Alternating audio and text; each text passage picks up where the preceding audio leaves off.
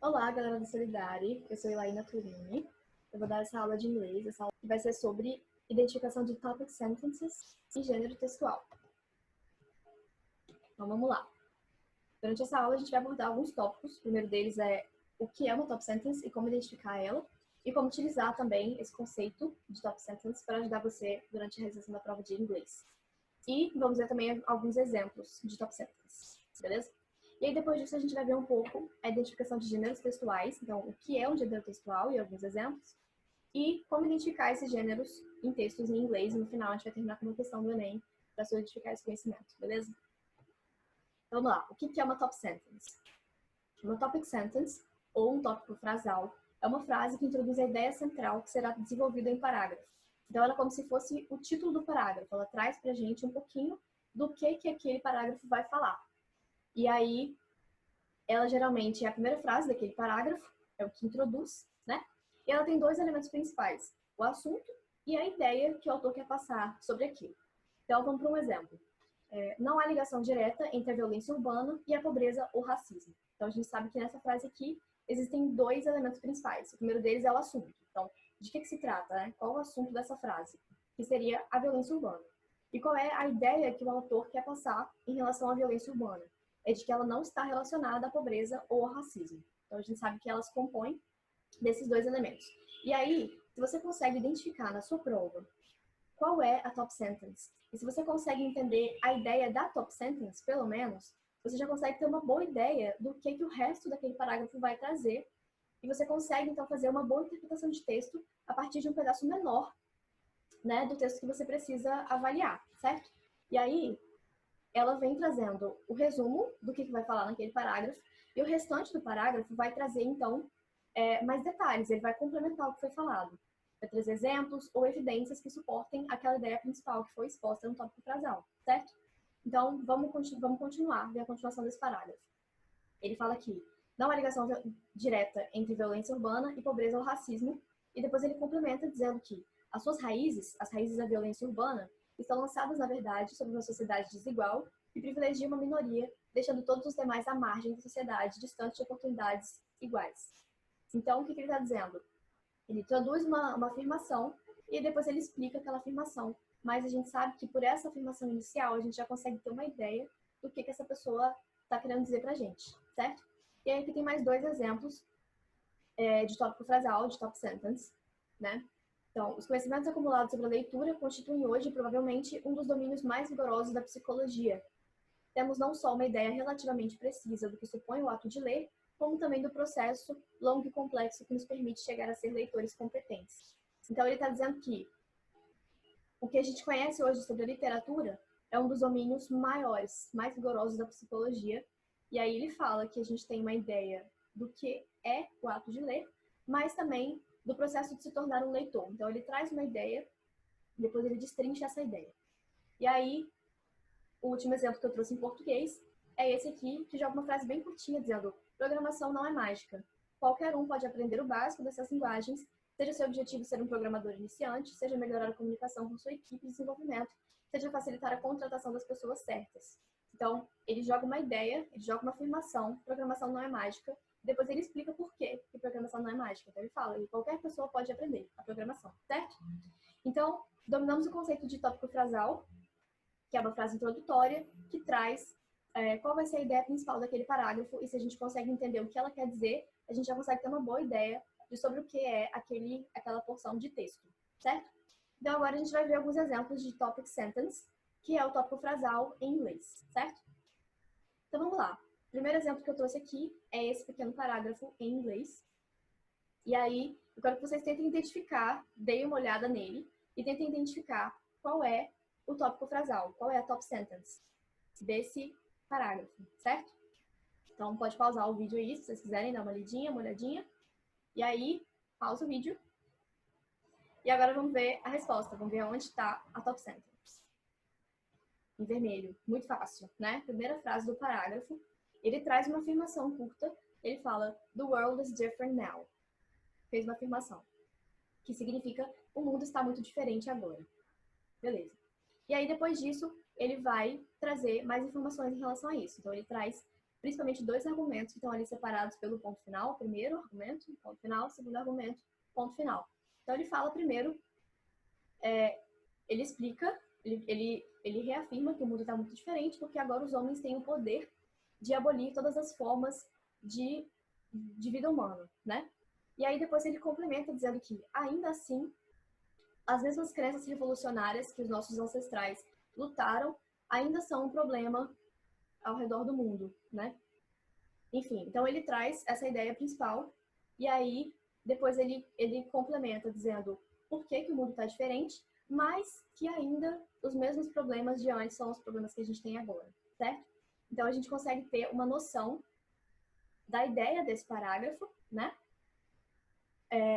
Do que ele quer dizer, né? Que ele quer dizer que a gente tem agora um mundo diferente, mas ainda tem os mesmos problemas, então ele faz uma contraposição. E aí a gente consegue ter uma boa ideia do que ele quer dizer a partir desse início. E aí que eu trouxe um outro exemplo, que é um parágrafo já um pouquinho maior.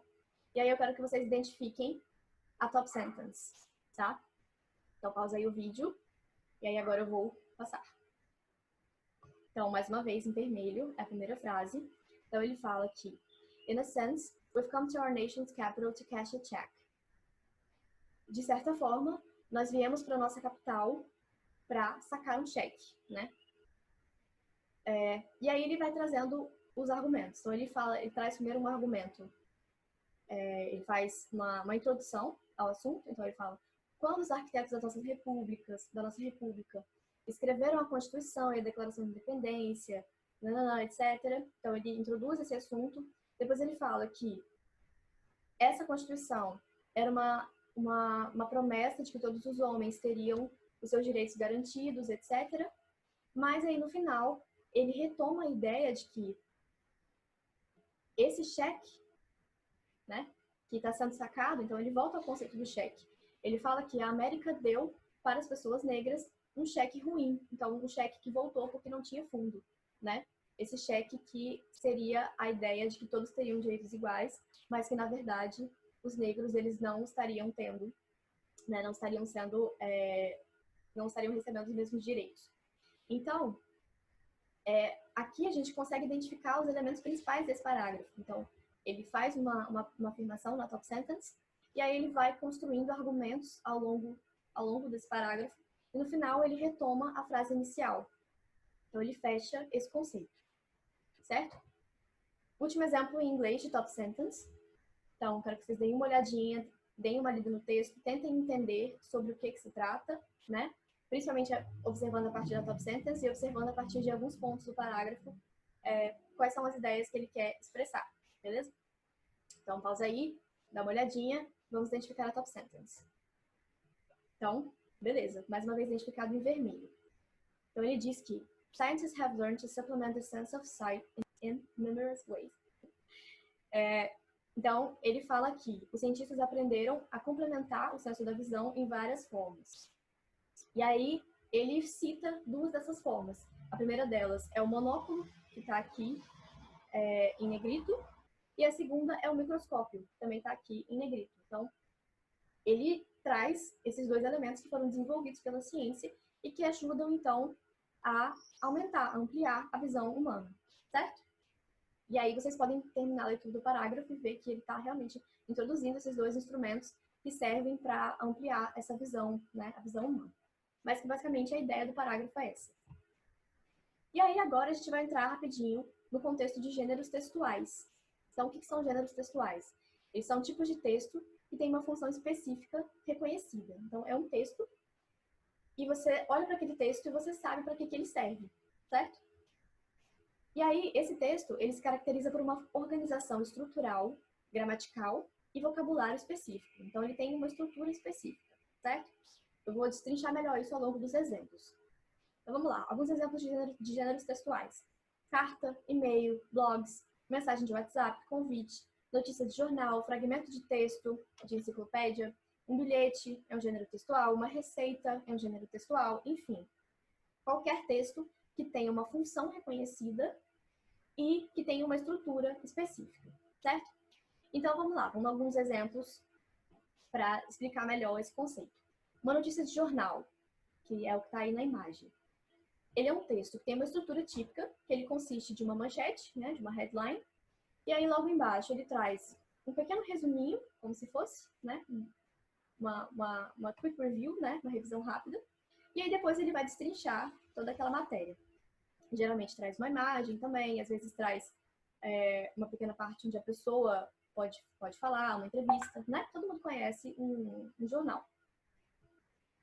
Então, beleza. E aí, a intenção, o objetivo desse texto é informar sobre um fato. Então, essa é a função do jornal, que a gente conhece, então, uma notícia de jornal, né? Então, esse é um gênero textual. Mais um exemplo de gênero textual é a receita culinária. Qual é a função da receita culinária? É ensinar você a preparar um alimento, certo? De que forma ela faz isso? Ela organiza de forma sequencial os ingredientes. Então, quais ingredientes você precisa, a medida desses ingredientes e de que maneira, sequencialmente, você vai preparar essa refeição. Então, é um texto de função conhecida e é um texto com uma estrutura específica que a gente consegue reconhecer. E aí, eu trouxe mais um último exemplo, que é o bilhete. Então, o bilhete tem função de transmitir uma mensagem curta, um recado, e ele também tem uma estrutura específica, que é geralmente um destinatário, a pessoa para quem você quer enviar aquela mensagem, o nome do emissor no final, né? E a data, às vezes você pode pôr, e a mensagem principal do bilhete, que é esse aqui do exemplo, Marcos é o destinatário, por favor, comprar leite no mercado, é a mensagem, assinado Priscila, pessoa que deixou o bilhete, certo? Então agora a gente vai começar a identificar alguns gêneros de textos em inglês. Então a gente sabe que os gêneros textuais em inglês ou em português são os mesmos, a gente só precisa olhar para a estrutura deles e ver qual é a função que eles têm e a forma com que eles são organizados, e aí, a partir daí, identificar aquele texto, beleza? Então, esse primeiro que a gente tem aqui embaixo na esquerda, ele é organizado de uma forma típica, que a gente conhece como estrofes. A gente consegue ver também que ele apresenta ali algumas formas de rimas. Então, é um gênero de texto que a gente conhece, que eu tenho certeza que vocês conhecem, e aí eu quero que vocês pensem aí, que já já eu vou mostrar a resposta, tá? Ali no meio a gente tem um texto escrito numa folha, aparentemente uma página de caderno, e aí é um pequeno relato, e no final ele tá assinadinho ali, mas a gente não consegue identificar um destinatário, a princípio. Então, você tem um pequeno relato escrito num caderno, que tem ali embaixo uma espécie de assinatura. É um relato sobre alguma coisa que aconteceu em algum momento, né? E aí, essa pessoa escreveu aquilo ali porque ela queria guardar aquilo, certo? Então, pensem aí qual é esse gênero textual e eu já vou mostrar. E aí, no final, ali, a terceira imagem, a gente tem uma série de figuras, uma série de ilustrações. Embaixo, elas trazem um textinho e aí elas são numeradas. Essas figuras, essas imagens, elas seguem uma sequência. Embaixo tem um textinho explicativo em relação à imagem que está em cima, né? Então, pensem aí qual é esse estilo, esse gênero de texto, na verdade, né? E aí, eu vou passar agora, já pensaram, já sabem as respostas, né? Vou passar agora para os gêneros textuais dessas imagens, beleza? Poema, diário, manual de instruções. Então, o que é um poema? Um poema é um texto que tem uma construção típica, geralmente nessas estrofes, e que geralmente pode ter rimas. Então, é uma constituição, é um texto lírico, que tem essa organização, essa estruturação típica, certo? O que é o diário? O diário é um relato de uma pessoa, né, que tem essa função de guardar uma recordação, de escrever sobre o que a pessoa está sentindo, o que a pessoa está pensando, né? A gente conhece porque serve um diário, e aí ele tem essa estruturação que não segue uma regra específica, mas que geralmente se trata de um relato, de uma experiência, de um sentimento, enfim, que a pessoa queira compartilhar, queira deixar ali registrado. E o manual de instruções é um tipo de texto instrutivo, né, que tem a função de guiar uma pessoa através de uma tarefa para que ela consiga executar uma tarefa com sucesso a partir de determinados passos, né? Então, esse é o manual de instruções. Vamos para mais uma sequência de exemplos para vocês identificarem o gênero textual, beleza? Então, aqui a gente tem duas imagens só. A primeira delas tem alguns alimentos ali, tem uma sequência, então pensem aí. E a segunda imagem, a gente tem um texto, né? E aí tem algumas partes ali que estão realçadas nesse texto, e principalmente a partinha azul, eu quero que vocês prestem bastante atenção. e cheguem em alguma conclusão de que tipo de texto é esse. Se vocês tiverem que dar um nome para ele, que nome vocês dariam para esse tipo de texto, beleza? Pensaram? Pausa aí, pensa um pouquinho, vou passar, vou mostrar as respostas, beleza? Receita culinária, obviamente, né? Quem nunca ajudou a mãe aí a fazer o almoço de domingo? Então, a receita culinária, como eu comentei, ela traz a sequência dos alimentos que serão utilizados e uma sequência de como preparar esse prato, né? E a segunda imagem ali é o texto de opinião. Então, o texto de opinião é produzido, né, de forma que você relate ali a respeito de um assunto o que você acha, né? E aí é interessante frisar que nessa imagem o que está sublinhado ali, que está marcado em azul, são expressões né, bastante óbvias de que esse é um texto de opinião, porque a pessoa realmente usa expressões como I think that, então eu acho que, e também outras expressões como in my opinion, ou então em minha opinião, né? E aí, ali no terceiro parágrafo, some people think, algumas pessoas acham que, e ele no último, I believe that, então eu acredito que, etc. Então, claramente é um texto de opinião. E aí é importante que vocês, ao lerem um texto no Enem, observem expressões-chave como essas que permitam ter uma noção sobre esse texto, sobre os parágrafos, mas também sobre o texto no geral. Então, são expressões-chave que transmitem uma ideia clara de qual é o gênero textual e de qual é a ideia que aquele texto quer passar. E aí, por último, aqui tem mais 2 gêneros textuais. Esses aqui estão um pouquinho maiores, mas se vocês conseguirem passar o olho e entender do que eles se tratam e qual é o estilo, né? Qual é o gênero desse texto, na verdade é muito fácil. Então, deem uma olhada aí, pausem, tá? Pensem rapidinho e já vou dar a resposta no próximo slide. Então, a gente tem aqui, primeiro, um conto de fadas, um fairy tale, e no segundo a gente tem uma carta, uma letter, né? Então, vamos lá. Conto de fadas é uma história, geralmente uma história infantil, que conta sobre uma lenda, né? Todo mundo conhece o conto de fadas, sabe qual é a sua função, sabe que ele é estruturado falando... Geralmente ele começa com a expressão era uma vez, no inglês é o once upon a time, né? E aí ele conta essa história e geralmente ele tem uma certa moral no final. Então ele tem uma mensagem a respeito de moral, né? Para passar. Então, esse é o conto de fadas, também muito fácil de identificar. E por último, a gente tem a carta, que é a letter. Tem uma função específica, né? Que é passar uma mensagem um pouco maior do que a mensagem do bilhete, de um destinatário para... Quer dizer, de uma pessoa que escreve para um destinatário, né? E aí, ela tem essa construção típica que vem do destinatário, lá no final a assinatura de quem escreveu. A gente vê também que na parte superior tem ali uma espécie de data, né, o local de onde foi escrita essa carta, e aí vem depois o texto que a pessoa quis, né, a mensagem que a pessoa quis passar, certo? Então a gente viu aqui alguns tipos, alguns gêneros textuais, são vários, mas são coisas muito cotidianas que a gente já conhece e que mantém no inglês a mesma estrutura do português, e aí a ideia é que vocês identifiquem expressões, palavras-chave em que vocês consigam entender qual é o assunto, qual é a ideia daquele texto, sem ter que necessariamente fazer uma tradução de todo o texto, certo? Então, agora para fechar, a gente vai fazer essa questão do Enem de 2015 e vamos tentar interpretar o que essa imagem aí quer dizer, o que esse aviso quer dizer, beleza?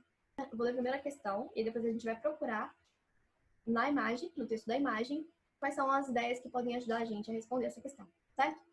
Então vamos lá, Enem 2015. As instituições públicas fazem uso de avisos como instrumento de comunicação com o cidadão.